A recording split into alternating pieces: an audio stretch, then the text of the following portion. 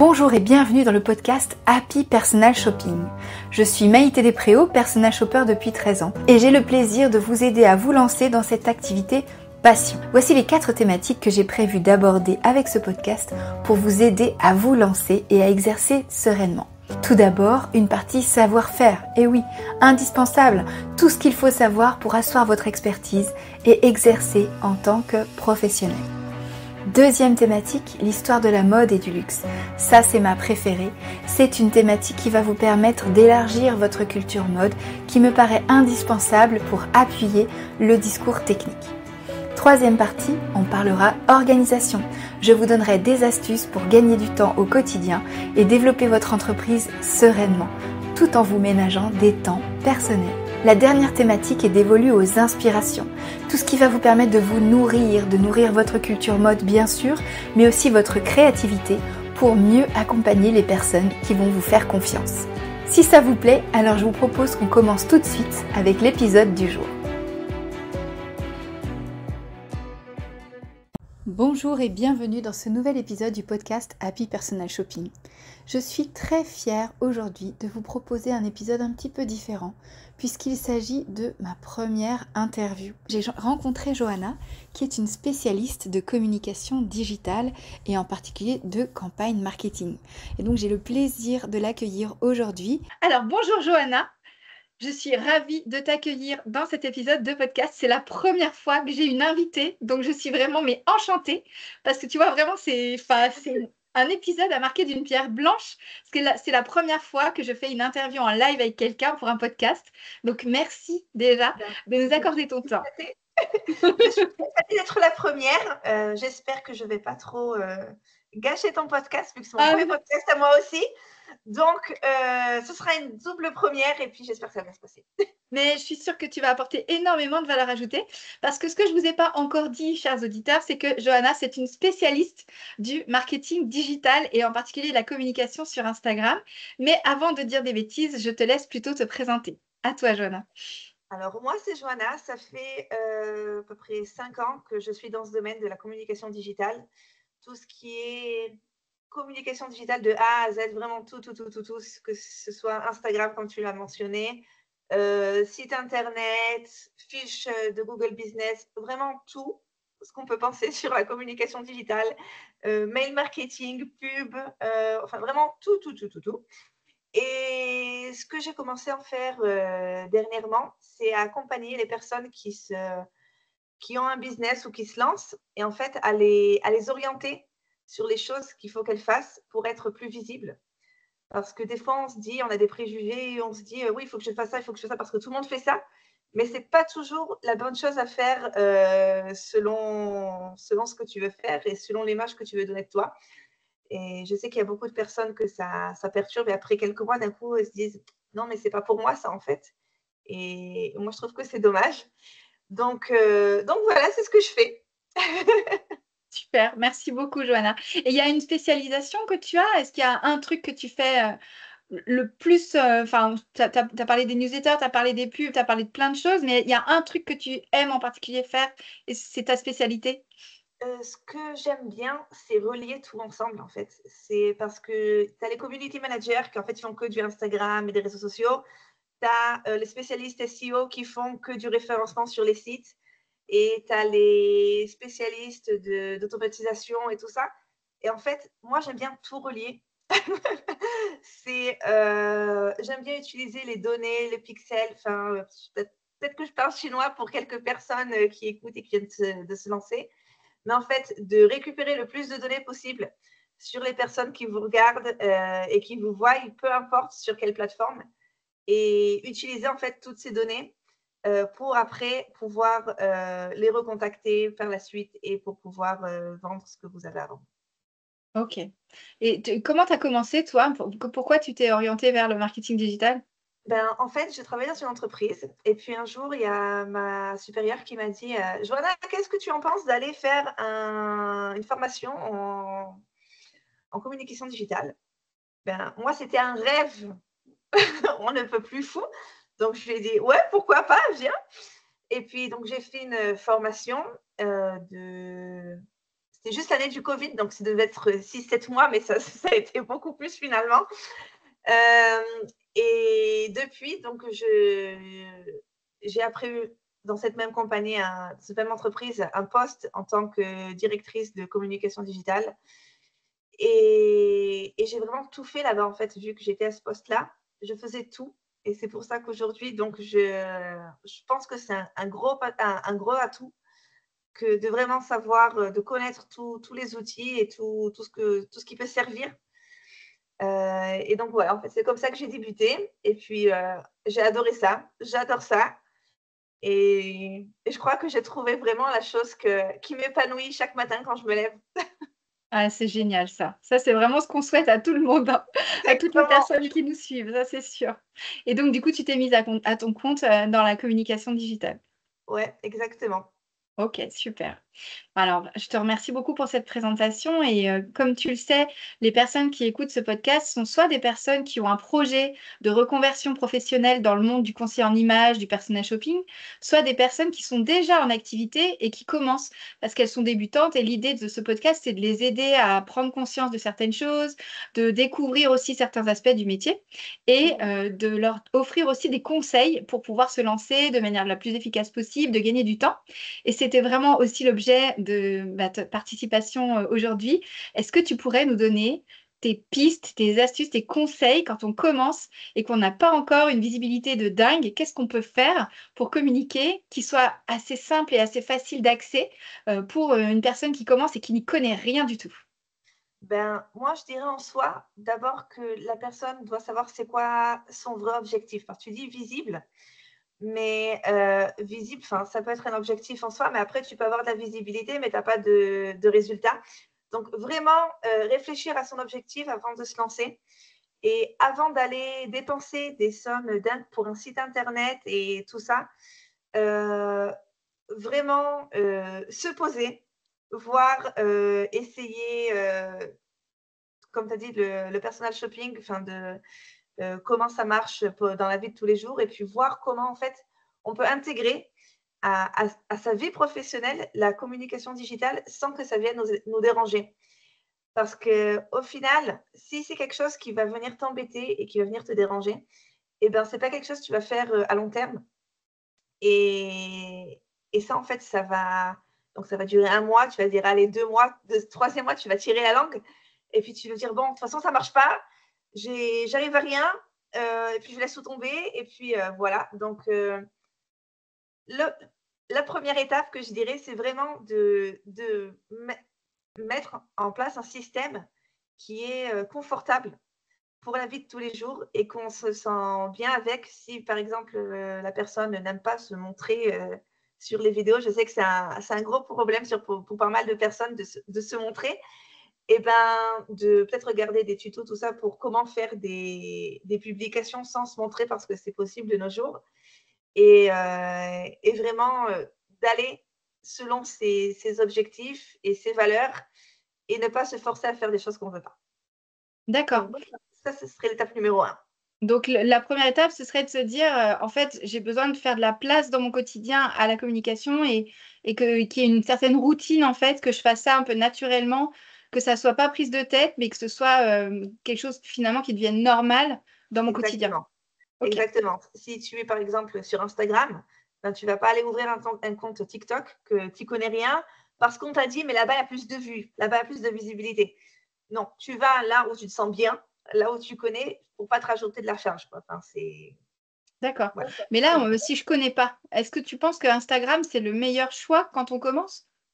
Je pense pas qu'il y ait de meilleur choix parce que tu peux avoir des résultats avec un site internet aussi. Ça prend un peu plus de temps, mais tu peux en avoir aussi. Euh, Après, moi, je conseille que tu aies un réseau social, quel qu'il soit, pour pouvoir en fait communiquer et garder le contact avec les personnes que tu as touchées. Parce que même si tu as une newsletter via ton site ou quoi que ce soit, je pense que le fait que tu aies les stories, que tu peux montrer ce que tu fais dans ta journée et tout ça, tu crées un lien vraiment avec les personnes qui te voient.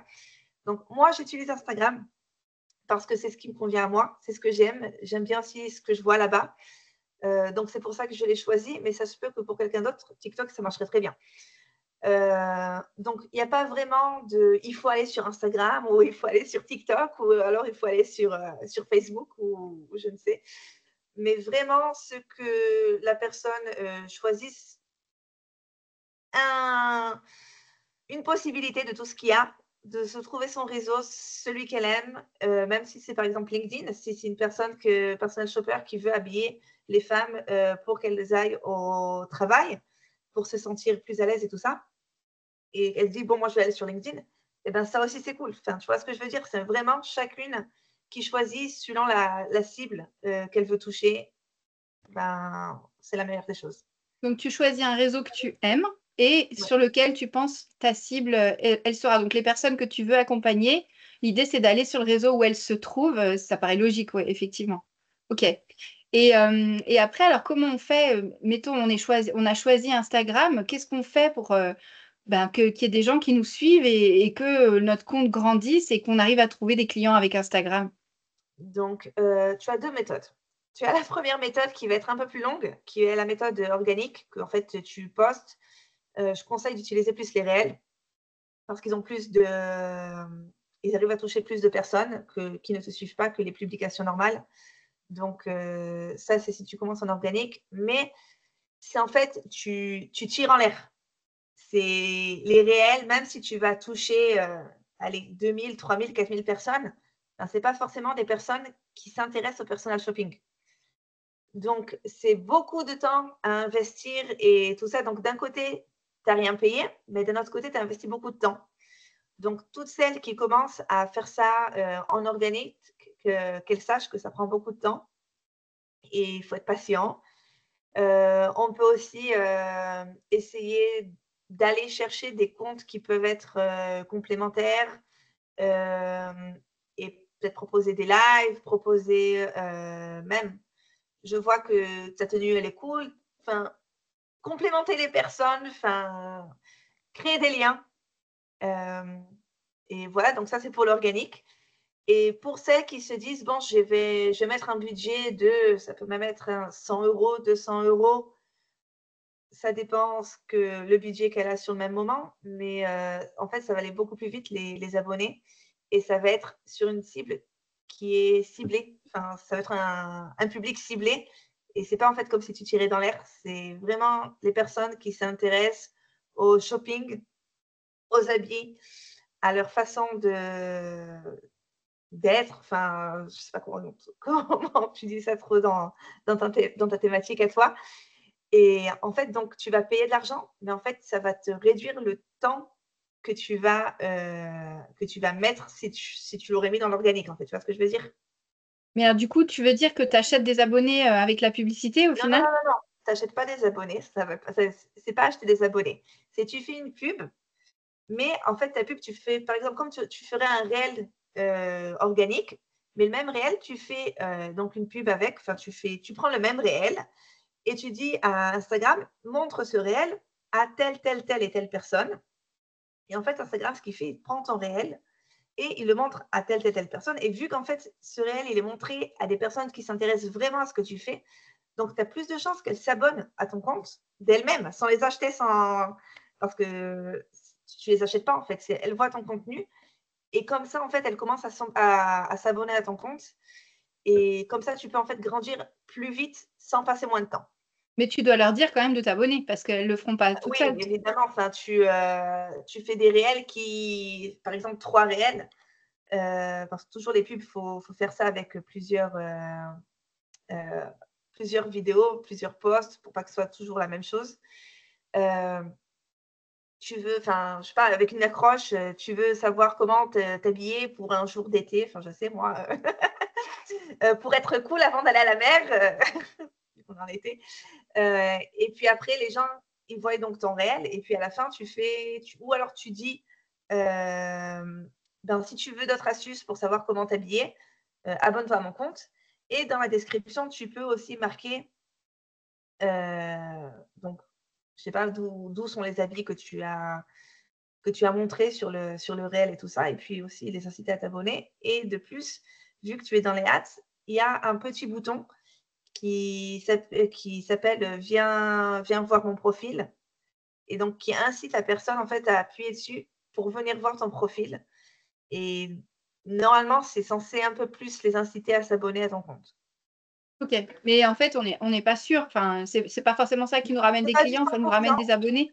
C'est pas du 100, mais vu que c'est, du contenu qui est, publié sur ta cible, donc tu as plus de chances qu'elle s'abonne que quelqu'un qui voit ça, enfin je vais pas je veux pas utiliser un truc péjoratif, mais d'une femme avec ses chats chez elle qui a rien à foutre de comment elle s'habille, en fait. Tu vois ce que je Ouais. veux dire? Mais enfin, oui, parce que donc si j'ai bien compris, ce que tu veux dire, c'est que tu peux alors donc soit faire de l'organique en créant des réels qui vont être intéressants pour la cible que tu vises. Donc les réels, c'est des vidéos courtes. Tu vas faire plein de réels comme ça, en espérant que sur le long terme, tu touches les personnes qui s'intéressent à toi. Soit Ouais, tu peux aller plus vite en payant de la publicité, en faisant des réels qui vont s'apparenter à des publicités pour faire découvrir les gens ton compte. ouais, Et sachant que tu leur fais découvrir ton compte, mais tu es pas en train de leur dire: «Achète mon produit», tu es pas en train de leur dire, exactement. «Achète ma prestation», quoi. Donc ça Ça reste de la visibilité surtout. Exactement, ça ça reste la visibilité. C'est pour ça que je t'ai dit aussi au début, enfin, de choisir ton objectif. Parce que si tu veux, je vais prendre moi, par exemple, mon exemple personnel. Là, je suis en train de développer mon compte vu que j'ai ouvert mon auto-entreprise il n'y a pas si longtemps que ça. Donc enfin, je suis en train de créer mon lead magnet, un petit un quiz en fait, qui va être, dédié aux entrepreneurs qui s'intéressent, à la communication digitale et en fait, c'est ça que je vais mettre en avant dans mes pubs et à la fin de ce quiz, je vais leur proposer de venir me suivre, par rapport aux résultats qu'ils ont eu de ce quiz. Donc là, en fait, je fais, une pierre deux coups vu que je vais recevoir et leur mail pour qu'ils puissent, eux, recevoir le résultat de ce quiz et je vais leur proposer de s'abonner à moi. Mais il faut savoir que le coût que tu vas payer pour la pub ne va pas être le même coût parce que tu as le coût pour, être visible et le coût pour avoir des leads. Donc peut-être que ça va être la pub un peu plus chère, mais comme ça, tu peux commencer vraiment à prospecter. Donc tu veux dire donc tu parles d'un lead magnet, donc si on ne sait pas ce que c'est un lead magnet, c'est un aimant à prospect. Donc c'est en général un produit qu'on offre en échange d'une adresse email. Et donc Ouais. toi, ce que tu veux faire, c'est un quiz pour aider les entrepreneurs. En fait, tu leur proposes quoi dans ce quiz? Ben, dans ce quiz, en fait, c'est, un peu ce qu'on est en train de parler. C'est trouver la meilleure, manière de communiquer digitalement par rapport à leur, emploi du temps, le temps libre qu'ils ont dans la journée, s'ils veulent investir plus de temps, moins de temps, s'ils veulent se montrer, moins se montrer et en fait, à la fin, ils ont donc chacun a son résultat, et je conseille de plus, aller créer son site ou alors se mettre en avant sur les réseaux sociaux, enfin, et chacun selon les réponses qu'il a données pendant le quiz. OK, mais ça peut peut-être intéresser les personnes qui nous écoutent. Donc, est-ce que tu pourras me donner le lien pour qu'on puisse le mettre dans les ressources et que Quand les il sera personnes prêt, puissent je te donnerai. éventuellement avoir ça? Ouais, Faut que je puisse le préparer, ouais. C'est un truc qui est ouais. vachement rare. Bah, C'est dès un qu'il sera prêt, on pourra mettre ça parce que c'est vrai que ça peut intéresser tout le monde de savoir, je pense que quand on commence, on ne sait pas trop si on doit faire un Insta, un site ou pas. Et si on a, bah, tes conseils de pro qui nous disent, ben, voilà, potentiellement en fonction de ta situation, ça peut être intéressant d'avoir un site internet ou de plutôt être sur les réseaux, ça peut être pas mal. Et ouais. donc en fait, donc cette stratégie-là, tu penses que c'est aussi intéressant quand on est personal shopper de faire un lead magnet sur la mode, le style ou je ne sais pas et de peut-être le mettre en avant grâce à la pub Facebook pour, Ben, gagner des emails? oui, je pense, vu que et de 1, tu te souviens plus de la personne parce qu'elle t'a donné, enfin, tu l'as pas juste vue sur Instagram et de 1, la personne, elle s'investit dans son travail parce qu'elle a créé, quelque chose que tu puisses télécharger donc c'est plus d'investissement à mon goût que juste publier sur les réseaux. Ouais.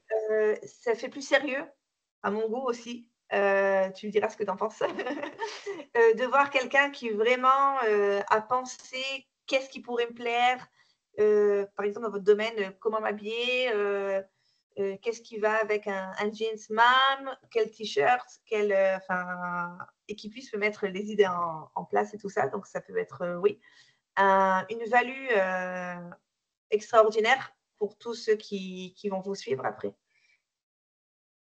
Ok, super. Donc, si je récapitule, donc tu nous as dit, la première chose à faire, c'est déjà de se poser et de réfléchir à nos objectifs. Oui, Ensuite, de dire comment est-ce que je peux intégrer la communication à ma routine de tous les jours pour éviter que ce soit une charge et que ce soit ennuyeux et que je me désintéresse du truc et que j'arrête, parce que c'est quand même important. Et ensuite, exactement. donc, de choisir le bon réseau en fonction de la cible qu'on veut viser. Donc, ça peut être Facebook, ça peut être Instagram, ça peut être LinkedIn. Mais dans tous les cas, il faut prendre un réseau qu'on aime parce que c'est compliqué de s'investir sinon dans quelque chose qu'on n'aime pas.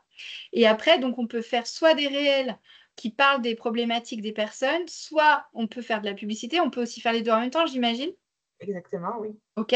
Donc, organique d'un côté et publicité de l'autre. Et enfin, tu me parles d'une troisième stratégie où on peut créer un produit gratuit qu'on met à disposition des gens en échange de leur adresse email. C'est ça? Exactement, ouais. OK. D'accord. Et après, donc, tu as, pour fermer la boucle, vu que je te disais au début que j'aime bien, moi, Intégrer les choses. intégrer les choses. Donc, après, du moment que tu as l'adresse email de ces personnes, ben, tu commences à faire ta newsletter et tu leur envoies une fois par semaine, 2 fois par mois, selon ta disponibilité, tes petites astuces du mois, tes petites astuces de la semaine pour garder contact. Et c'est en fait par ce média-là, on va dire, que tu proposes tes services et que tu peux, évidemment, tu peux les proposer aussi sur Instagram, tes services, c'est en plus, mais vu que c'est des personnes qui sont déjà un peu plus investies vers toi, ben, ça va être un peu plus facile de leur vendre. D'accord. Oui, parce elles ont déjà découvert ce que tu peux leur apporter avec Exactement. les conseils que tu as pu leur donner. Ouais. OK, super, génial. Est-ce que tu vois quelque chose à ajouter qui serait la petite astuce de dernière minute? Non, je pense qu'on a fait le tour. Je veux juste dire que la communication, c'est quelque chose qui doit vous faire kiffer parce que si c'est un poids, ben, ça va se voir en fait. Ça va se voir dans votre façon de publier les choses, ça va se voir dans la façon de marquer vos légendes sous les posts et sous les réels. Ça va se voir dans vos mails. Donc vraiment y prendre du plaisir et puis si vous êtes mal luné ce matin, ben, le faites pas aujourd'hui, faites-le demain. Non mais franchement, parce que quand on met du soi et qu'on sourit quand on le fait, et ben, le sourire s'entend et se voit de l'autre côté de l'écran. Donc, voilà. Ça marche, super. Je te remercie infiniment, Johanna. Merci beaucoup. J'espère que tu vas bien, que tu es pas trop stressée. Ouais, non, Ça va, ça ça s'est s'est bien bien passé. passé ton Merci expérience? beaucoup à toi d'avoir structuré les choses et d'avoir un peu réorganisé tout ce que je me suis éparpillée. Avec plaisir. Super, ben, je te remercie beaucoup en tout cas, Johanna.